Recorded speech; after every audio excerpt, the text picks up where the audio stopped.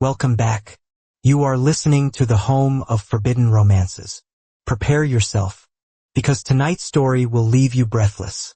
The crystal wine glass didn't just shatter.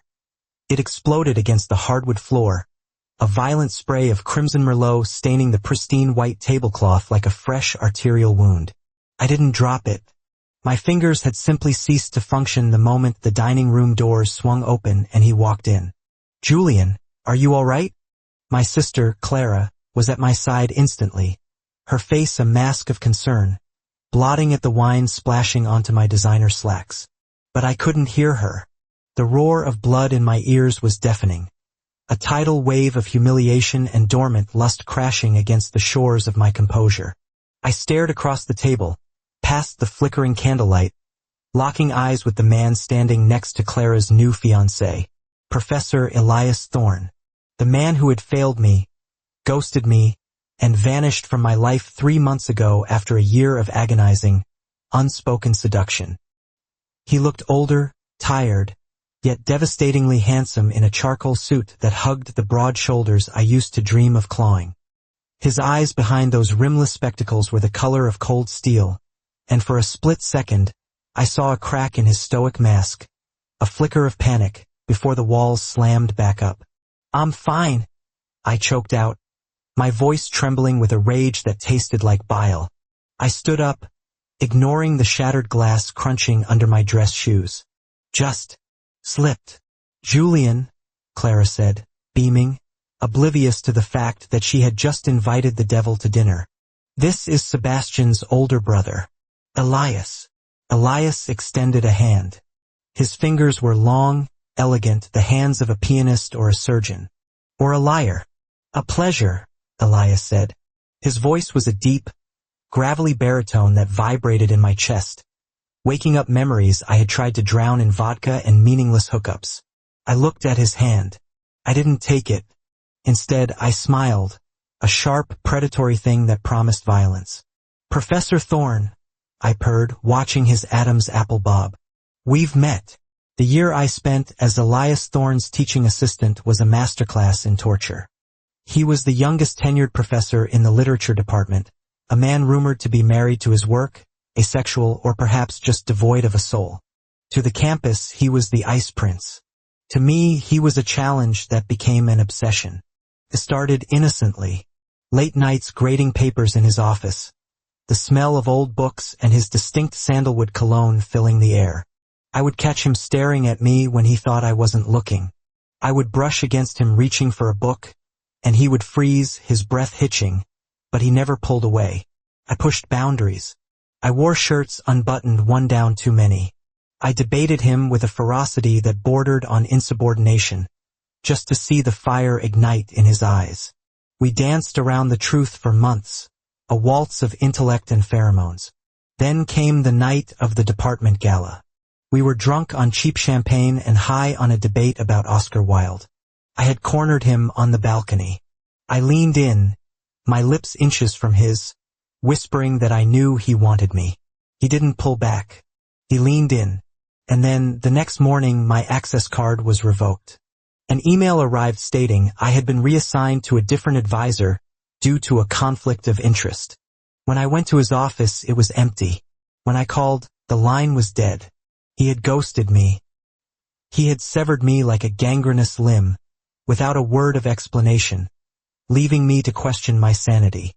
And now, he was sitting across from me at my parents' dining table, calmly cutting into a medium-rare steak as if he hadn't ripped my heart out. "So," my father boomed from the head of the table, pouring more wine. "Elias, Sebastian tells us you teach literature. Julian here was an English major. Did you two cross paths at the university?" The air in the room grew heavy, suffocating. I gripped my steak knife, the metal biting into my palm. "Briefly," Elias said, not looking up from his plate. "The department is large. I have hundreds of students." "Hundreds?" I echoed, my voice dripping with saccharine poison. "Yes, I suppose it's hard to remember just one. Especially the ones you abandon." Sebastian, Clara's fiancé, a golden retriever of a man, seemingly too kind to share DNA with the iceberg beside him, chuckled nervously. Julian's dramatic, isn't he? Always the writer. Drama requires conflict, Sebastian, I said, my eyes boring into Elias. This isn't drama. This is a tragedy. Or maybe a farce. Elias finally looked up. His jaw was set so tight a muscle feathered beneath his ear. Memory is a fickle thing, Julian. Sometimes we forget things because they simply weren't significant. The insult landed like a physical blow. The table went silent. My mother coughed politely. Weren't significant, I repeated, my voice dropping to a whisper. I stood up abruptly. Excuse me. I need air. I stormed out of the dining room, through the French doors, and onto the stone patio. The night air was cool, but my skin was burning. I leaned against the stone balustrade, gasping for breath, trying to stop the shaking in my hands.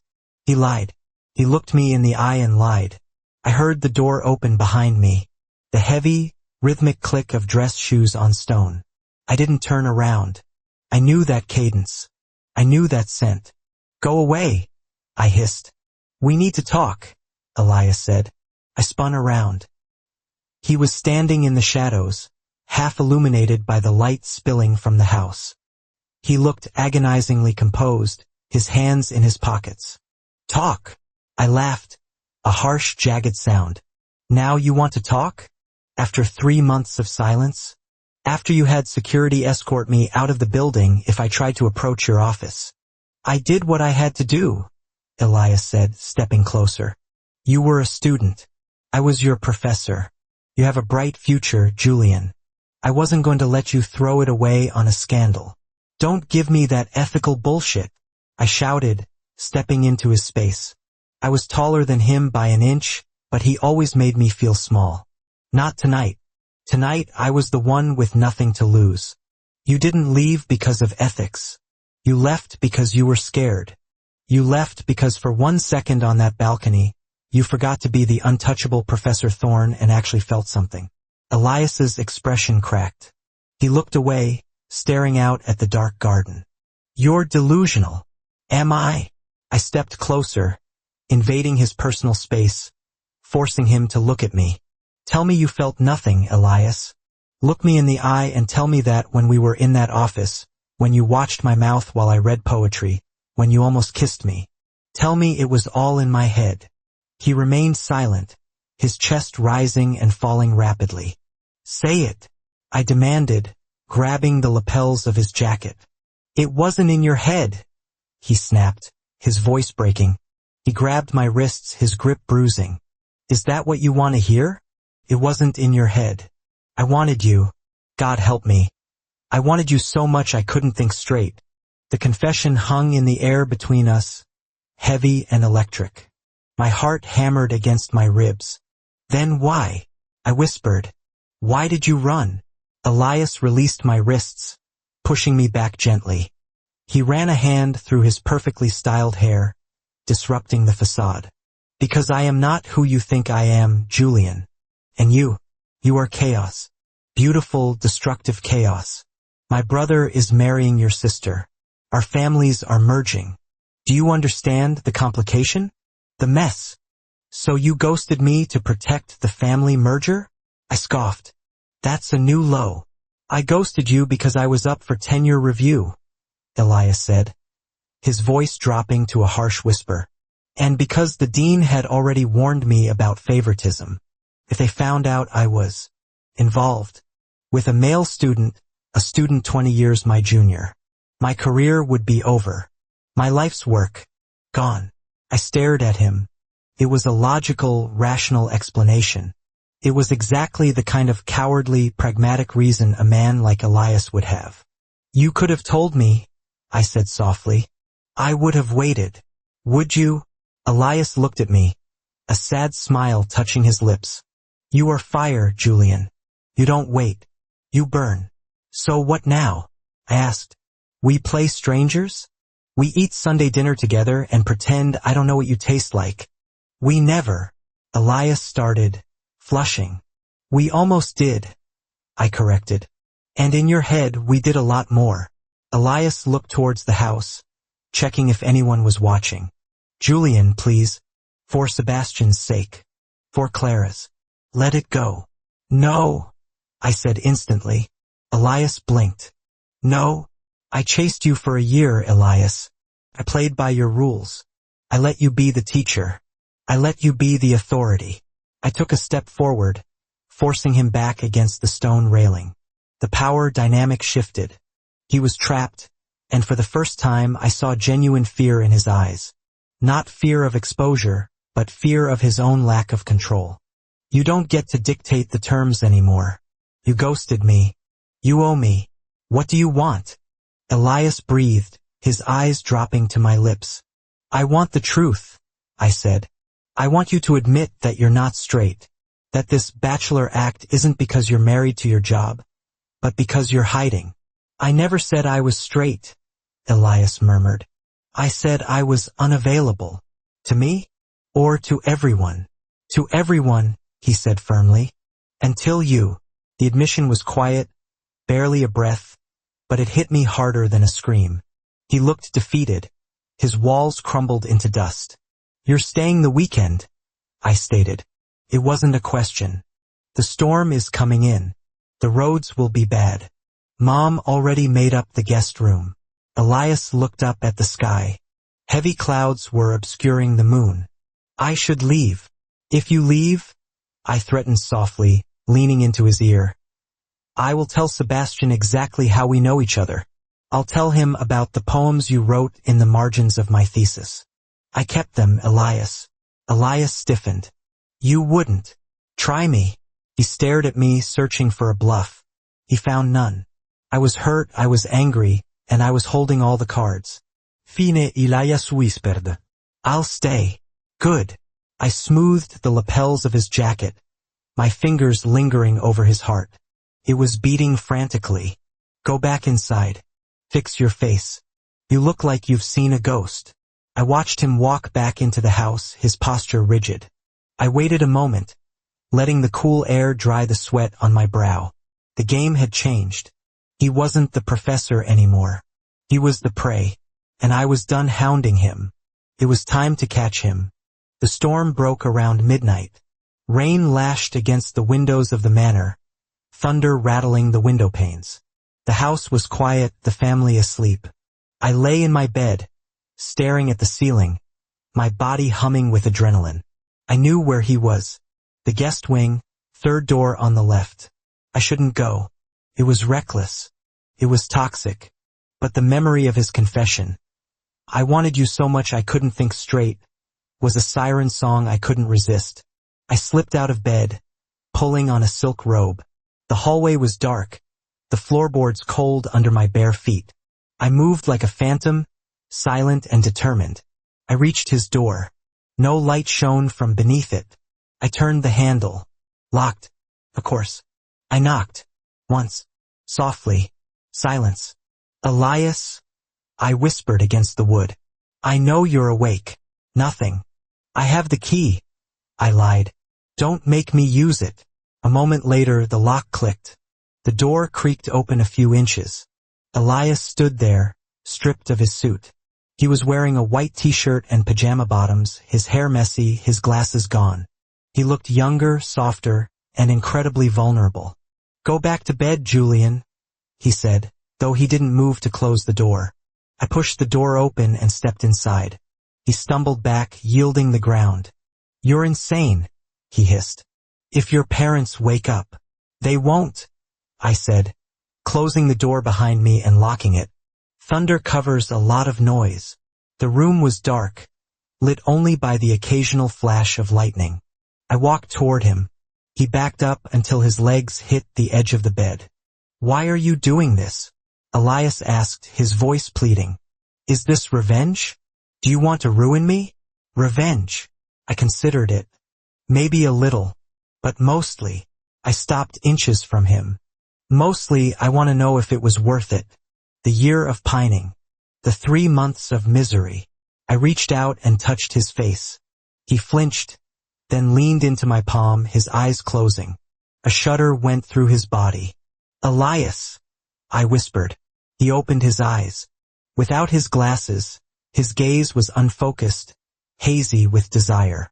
You are going to destroy me, Julian. Yes, I agreed. But I'll put you back together. I kissed him. It wasn't gentle. It was a collision, a release of a year's worth of tension. I grabbed his hair, tilting his head back, devouring him.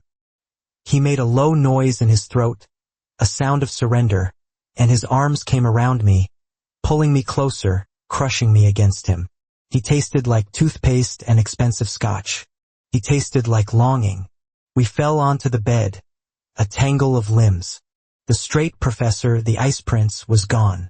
In his place was a man starving, his hands exploring every inch of me as if he were trying to memorize my shape in Braille. You have no idea, he gasped against my neck, his teeth grazing the sensitive skin.